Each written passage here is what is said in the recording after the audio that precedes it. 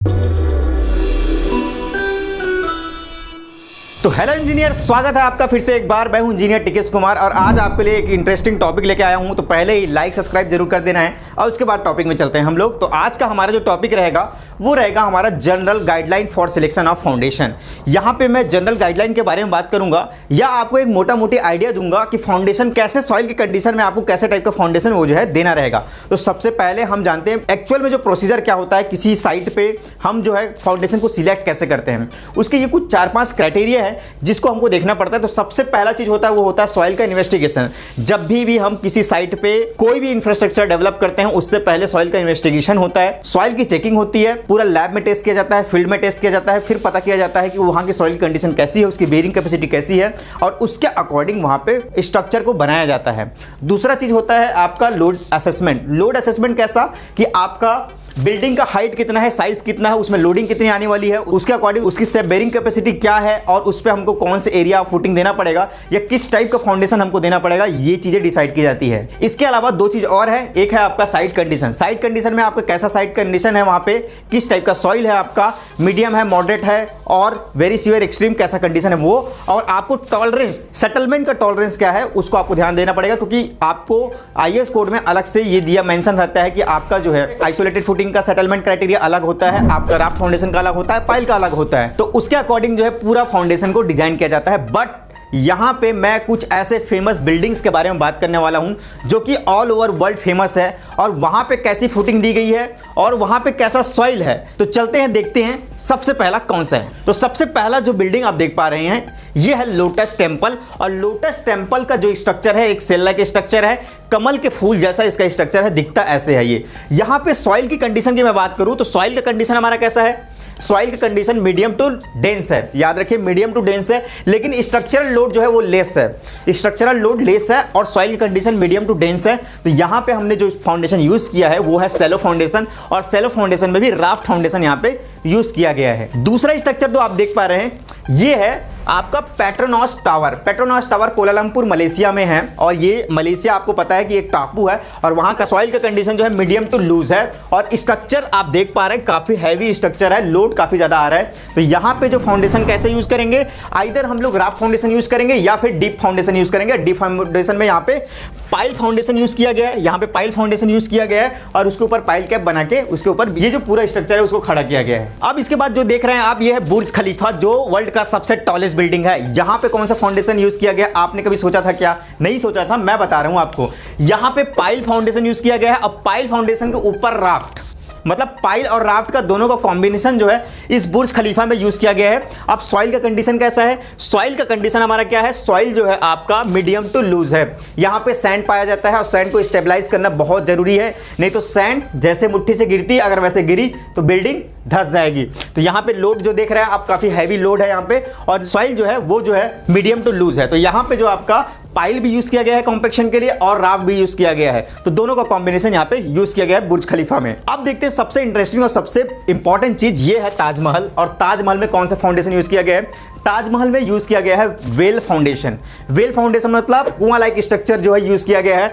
और इस well foundation में जैसे कि आप लोग देखते हैं जितने भी ब्रिजेस बनते हैं जो कि फ्लोइंग वाटर जो रहता है, रनिंग वाटर जो रहता है, वहां पे जो ब्रिजेस बनते हैं वहां पे वेल फाउंडेशन यूज किया जाता है। और आजकल मॉडर्न टाइम पे क्या किया जाता है, उस वेल लाइक स्ट्रक्चर में एक हॉलो होता है, वहां पे जो है सैंड भरा जाता है या फिर कंक्रीट भरा जाता है, लेकिन यहां पे एक वुड मतलब लकड़ी का यूज किया गया है। और आप लोग कमेंट करके बताओ कि वो लकड़ी कौन सा है, कमेंट करके बताओ। ये लकड़ी ऐसा लकड़ी है जहां पे अगर रनिंग वाटर गुजरती है या फिर उसमें मॉइस्चर कंटेंट मिलती है तो वो जो है अपना स्ट्रेंथ और बढ़ा लेता है। तो आप लोग को पता होगा कि ये जो ताजमहल है, ताजमहल के पीछे कौन सी नदी है, यमुना नदी है। और उस यमुना नदी का मॉइस्चर जो है इस वेल फाउंडेशन में लगे हुए वुड के ऊपर पड़ता है और उसके स्ट्रेंथ को बढ़ाता है, इसलिए सालों साल ये टिका हुआ है। तो आप लोग देख पा रहे होंगे यहाँ पे स्ट्रक्चर का लोड काफी हैवी है और ये जो रनिंग वाटर पे क्या है, स्टेबल खड़ा हुआ है, स्टेबिलिटी इसको मिली हुई है with the help of well foundation.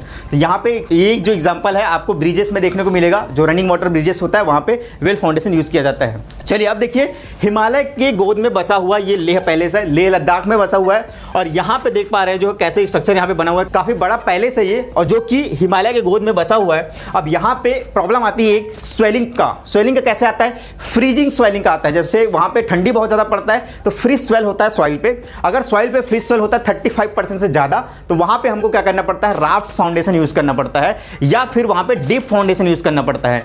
तो ये जो ले पहले से यहाँ पे राफ्ट फाउंडेशन या फिर डीप फाउंडेशन जो है वो यूज़ किया गया है। चलिए इसके बाद देखते हैं, ये है फेमस टेंपल जिसको हम लोग बोलते हैं अक्षरधाम टेंपल, दिल्ली में स्थित है। अब यहाँ पे मैं क्या बताने वाला हूँ आपको, यहाँ पे कौन से फाउंडेशन यूज़ की गई है। तो यहाँ पे आप देखेंगे किसी भी टेंपल स्ट्रक्चर में देखना, वहाँ पे आपको बहुत सारे पिलर्स दिखेंगे, बहुत सारे कॉलम्स दिखेंगे। आप सोच के देखो, जो भी आपका प्लिंथ एरिया है उसमें इतने सारे कॉलम आ रहे हैं कि जब मैं फुटिंग का एरिया निकाल रहा हूँ तो मेरा 40% से ज़्यादा आ रहा है। तो जब भी 40% से ज़्यादा आएगा तब ज़्यादा इकोनॉमिकल ये है कि आप वहाँ पे राफ्ट फाउंडेशन यूज़ करें, जो कि आपके स्ट्रक्चर के लिए इकोनॉमिकल भी रहेगा और जो है आपका जो स्ट्रक्चर है वो स्टेबल भी रहेगा काफ़ी दिनों तक। तो इसका बेस्ट एग्जाम्पल जो है वो है अक्षरधाम टेंपल, जो कि दिल्ली में है। अगला जो स्ट्रक्चर आप देख पा रहे हैं ये है आपका ब्रिज का, और ये है मुंबई में स्थित बांद्रा वर्ली सी लिंक। बांद्रा वर्ली सी लिंक जो है आप देख पा रहे हैं समुद्र में बसा हुआ है, समुद्र के किनारे रेत काफी सारा है, और वहां पे जो फाउंडेशन यूज किया गया है वहां पे डीप फाउंडेशन यूज किया है। डीप फाउंडेशन में पाइल फाउंडेशन, और पाइल में भी कॉम्पैक्शन पाइल यूज किया गया है जहां पे सैंड मिला है। तो सैंड को कॉम्पैक्ट करने के लिए एक पाइल यूज किया जाता है जिसको हम लोग बोलते हैं कॉम्पैक्शन पाइल। ये कॉम्पैक्शन पाइल क्या करता है, आपके सैंड को सेटल करके रखता है, आपका जो स्ट्रक्चर है उसको स्टेबल करके रखता है। चलिए अगला जो स्ट्रक्चर है ये जो देख रहे हो आप लोग, ये है साबरमती रिवर डेवलपमेंट अहमदाबाद गुजरात। गुजरात में है, साबरमती नदी के किनारे है, और आप लोग को पता है गुजरात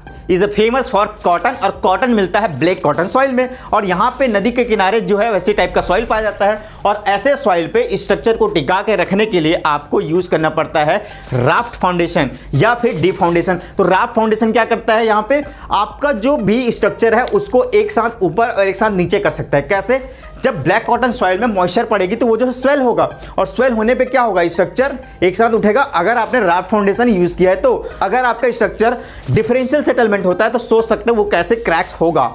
ठीक है, तो यहां पे कौन से फाउंडेशन यूज किया है, आइदर फ्लोटिंग या बैलेंसिंग राफ्ट या फिर under ream pile. Under ream pile जो होता है उसमें देखना बकेट लाइक स्ट्रक्चर बना होता है जो कि आपके स्वेलिंग प्रेशर को क्या करता है, झेलता है। स्वेलिंग प्रेशर को झेलने के लिए अंडर रिम पाइल का यूज किया जाता है। तो इंजीनियर्स ये थे काफी फेमस स्ट्रक्चर्स जहां पे सॉइल के कंडीशन के अकॉर्डिंग वहां पे आपका फाउंडेशन जो है वो यूज किया गया है। तो ऐसे ही जानकारी आपको मिलती रहेगी। चैनल को सब्सक्राइब कीजिए, वीडियो को लाइक कीजिए और दोस्तों के साथ शेयर कीजिए, और तब तक के लिए जुड़े रहिए सिविल गुरुजी के साथ। और एक चीज और कहना चाहूंगा कि करना है खास, तो चलो हमारे साथ सिविल के बाद गुरुजी के साथ। इंजीनियर्स मिलते हैं नेक्स्ट वीडियो में, धन्यवाद।